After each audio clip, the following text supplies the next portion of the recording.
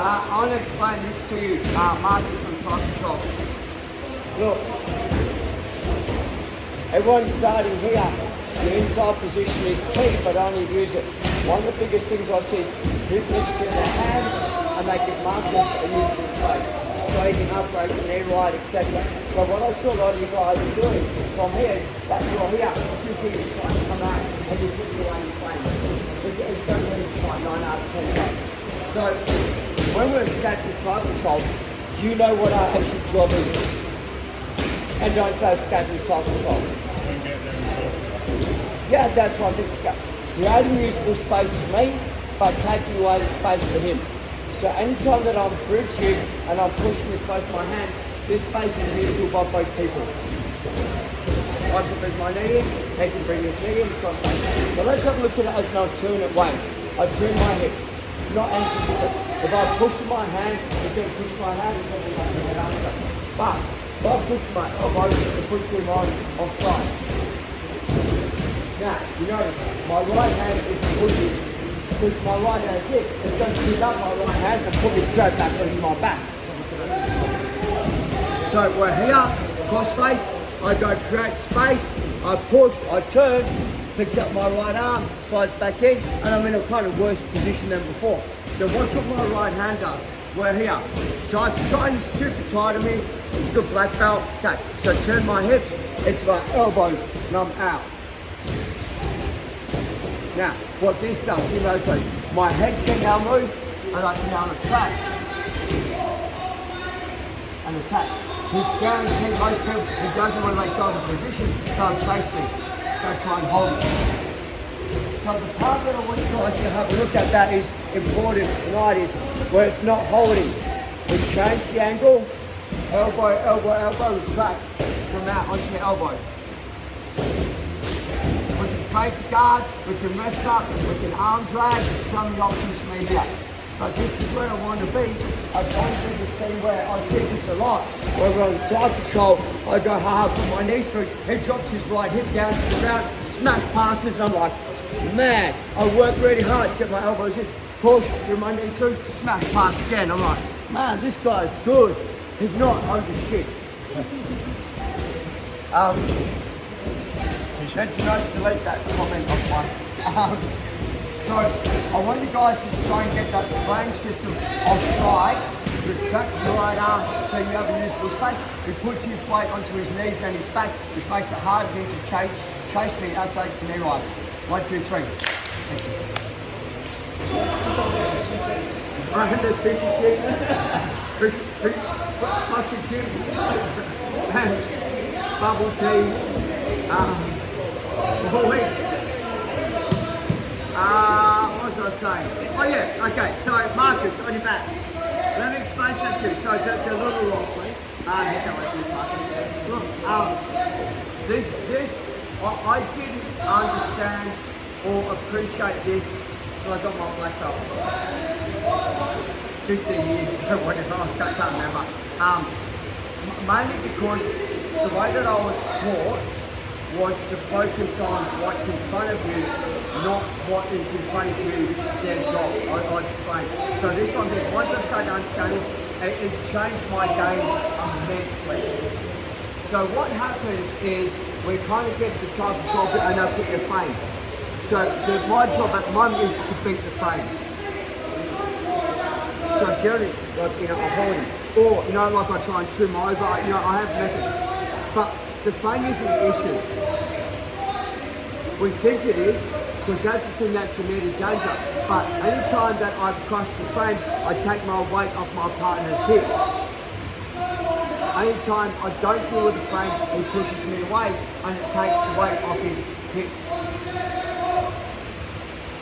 So anytime that I'm like, I squeeze the head control, Marcus goes the weight and I hit the move. Arm bar, rescue guard. Anytime that we're on the frame system and I'm like, you know what, I'm just going to float, he rescues guard. So the issue was that a lot of people focused on the frame system, which isn't wrong by any stretch of imagination. But the frame system's job is to create space to move the hips. So what we're going to do instead is, where I'm going to exaggerate, I'm going to throw my shoulder and my head back as far as I can. I drive my elbow underneath his hamstrings. I bring my other hand over and I sit, I bring my knees in. So now, as Marcus hip escapes.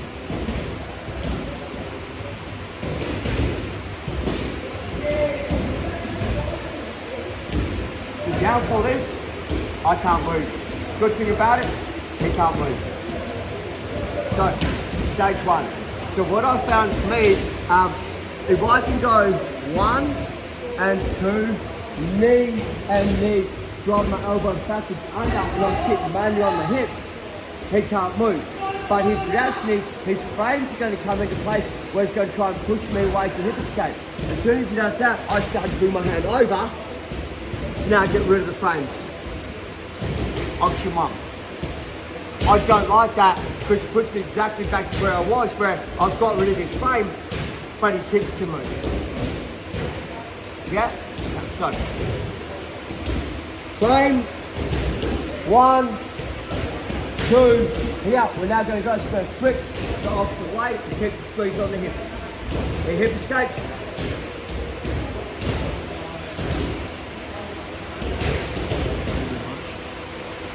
Yeah. So, I turn my back on him, which means he has the frame structure push against, but he's pushing against me and I'm locked onto his hips. So this is a better system to hold my partner down. It also gives me upgrades. Would you like to see that one more time? Do you want to see that? Sure. Okay. Simon, go. With a longer opponent or someone that's taller than you, there's a couple of variables that I'd like to bring into play. So number one is, the first thing that happens is I have to get my elbow behind the hips. I see people do this. My elbow's, he's got full control. So what I try is, I try to kick off my leg, extend my body, I'm trying to bring it round to the hips, and I sit. So now, Simon, hip escape.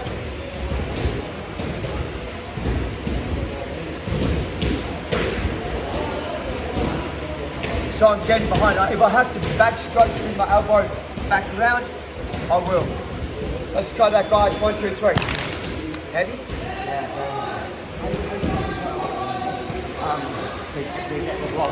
Go do that next. Go do that next.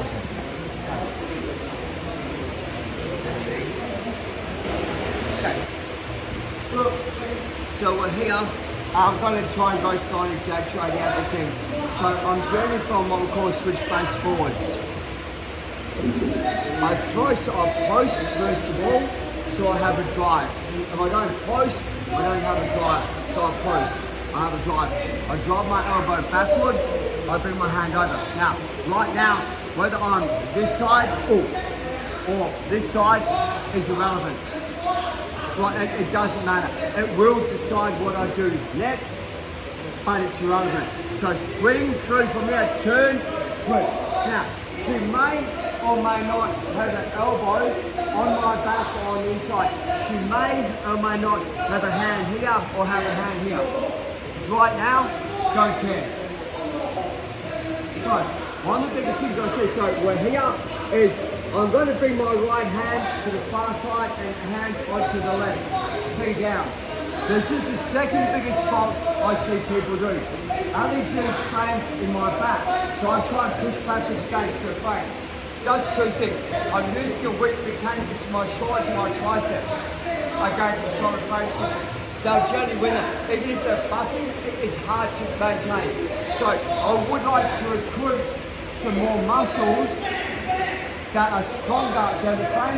I'd also like to change the dynamics of my body in my favour. So first thing I do, I do it like a streak. I lock in, my head goes down. By putting my head down by default, my arms goes out. Secondly, I now drive it off my hamstring, which is not stronger than driving off my hand. Thirdly, if I'm up, my centre of gravity is high, so she can push and roll me. If my centre of gravity is low, that means by default my weight's on her shoulders. She's trying to turn that way, but my weight's on her shoulders this way, so she turns. Where if I'm here,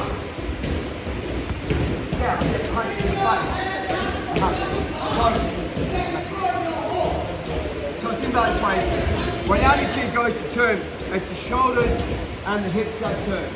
Most people focus on holding the hips and they stop focusing on holding the shoulders. So when I'm here doing the standing trying to push backwards, I'm not controlling her shoulders, it's allowed her to move. Right, okay, so if I go, head goes wide, bum comes in, here, my weight now should be over her shoulders. So she tries to turn, this is what's happening. Now watch carefully. Change my grip, pull the leg, take the leg out as far as I can. This will turn the knees to the ground where I want it to be. So she does try to turn now, as opposed to driving into my body, there's nowhere for it to go. If you're a plate bowler or a ground bowler, Pearl Barrels GT, this is called a knee bar. It's one of my favourite submissions right now, I love doing it. However, I now turn my knee on the inside, I hold. I like this, I put my leg out. I'll explain why I say everyone goes for my leg, I go backstroke, cross face, drive, lift, and I get my mount. Okay, Marcus, come to go back. I'm going to break this down, don't worry, I'm not going to be like go and everyone's like, what the hell? Okay, so, when I've done this, I'll explain to you, right? I go press, leg down, and go zigzag, knees in, and I'm here flat. Right now, this is good for him if I go down. This is good for him, because my left leg, as I said, my default will go straight to half guard or guard because it's too low, it's below the hips. Who doesn't understand that? Okay, so look, if I'm here, zigzag, where's my left foot? So as I step to mount, technically it's between his legs as I go over. So if I'm here, and I go, ha-ha, he grabs my foot to reach down or leg lock, but as I come up, now, watch where my foot is versus his hips. So now if he tries to catch a half guard, I'm on top of the thigh, it's very hard for him to rescue. Secondly, I'll generally get a hand under because he's reached down for it. Okay. The big picture, let's break it down again. Okay. So we're here. I've got to the position where I switch my base and I'm controlling hips. Everyone's cool here. Okay. Hold it, swing, hand. My head goes slow. Plant my feet, I shove my arms backwards 2 or 3 times to put his shoulders on the ground. If Marcus tries to turn towards me, because my weight's on his shoulders, this is where it is.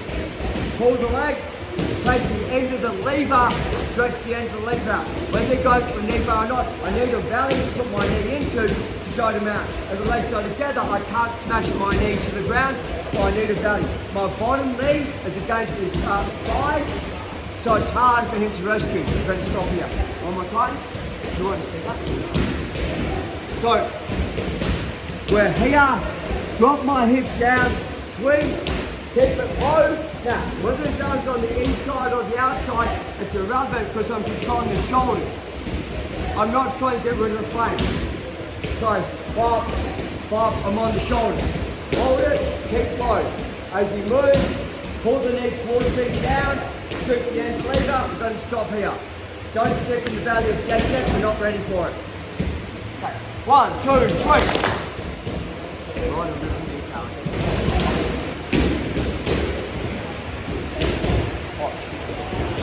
Space.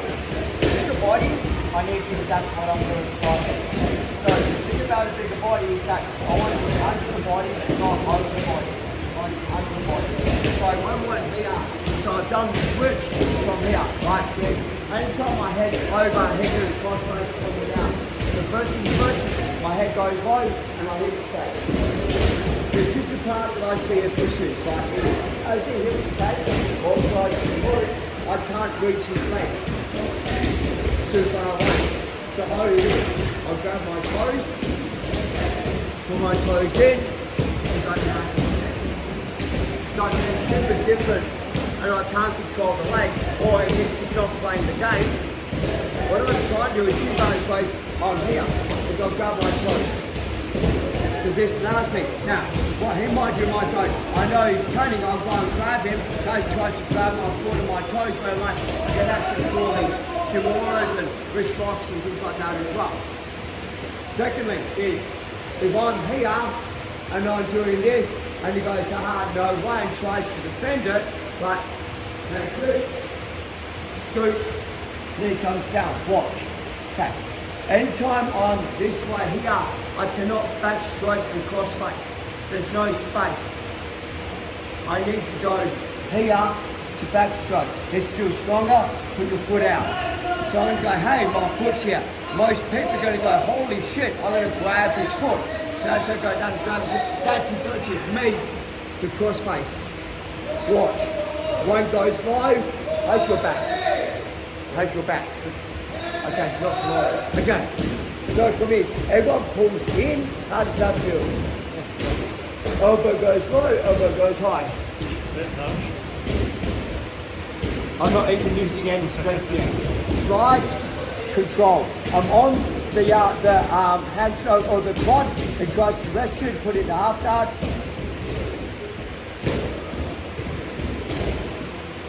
So the cross face is what puts me in a better position. He can't stop putting his back on the ground, no matter what the size of the person. Right? So when we're here,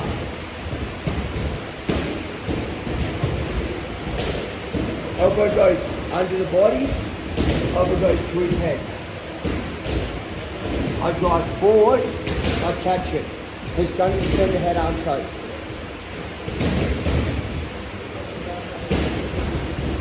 No, can't defend. Right. I'm gonna, we'll put that into play in a second. We're going to go like this, Marcus. I push Marcus to my right, to his left. It's going to post on his left hand. As I hit the skate, so take his right knee down and out. So here, I get my plane. Four, take right and front. Most people try on the head, down, I'm putting their right knee out behind my back and upside. Now put your left knee, your left foot is straight. But this is going to upside, your left one, so your left foot is what I'm attacking. So, if we change today, it's over 40 left hand, take right knee back and right down to the center. He's right now on my hips, and it's heavy on my hips. Right, straight. He's taking his right knee between my legs and goes to the back. Right,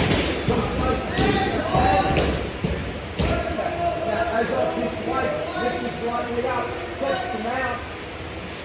And now, my phone system is almost now on board. He's got a super high mount.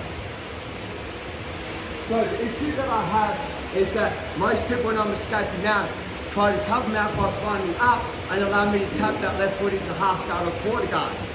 You don't want to keep the weight down. So let's have a look at that again. So I'm under mount. As I push and post, he posts on his left hand. Now, the fault that I see is most people step up on their right leg, but that makes this really easy for me to catch because they've made that light because they've stepped up. Where if Marcus puts his right knee down nice and low, I'm like, wicked, I've got a space to hip escape. I don't have a lot of play because his weight's on my hips. So as I do a big hip escape, he's got this ability to knee smash. Now, the part that I see again is your left foot is still too low, I'm going to catch it. So as you cross face, you bring your left foot up nice and high. Nice, now smash your right knee through. Look, there's no chance of me catching that because it's too high. Secondly, you're in a super high mount. This becomes null and void because you're past my hip line. You're going to win this fight all the time. Don't leave mount, just stay here. How's that feel? Is everyone okay with that? Grab a partner, 2 minutes, swapping top and bottom from out, 1, 2, 3.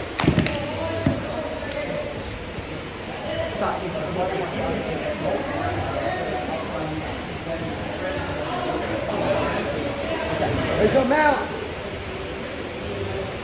I'll turn to my side and I'm going to do a proper hip escape. If I'm laying flat on my back, this is hard to do, but I'm not getting out of the mount. If I just keep going like this, it just sits there. It doesn't have to do anything because I'm no longer getting out of the mount. So Person on the bottom, turn.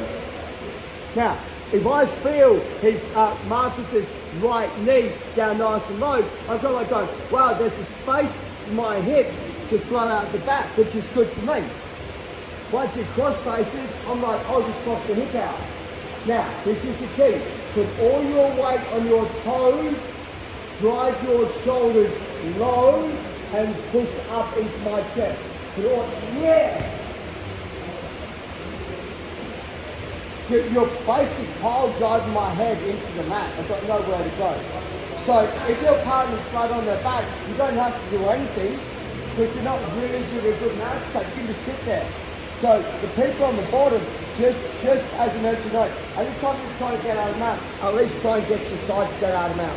It's really hard to get out of the mat apart from maybe a typical state, but even then, at some stage, you still have to turn to your side to get out.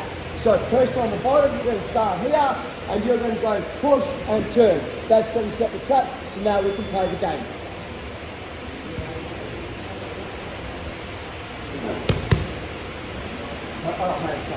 Okay, 1, 2, 3.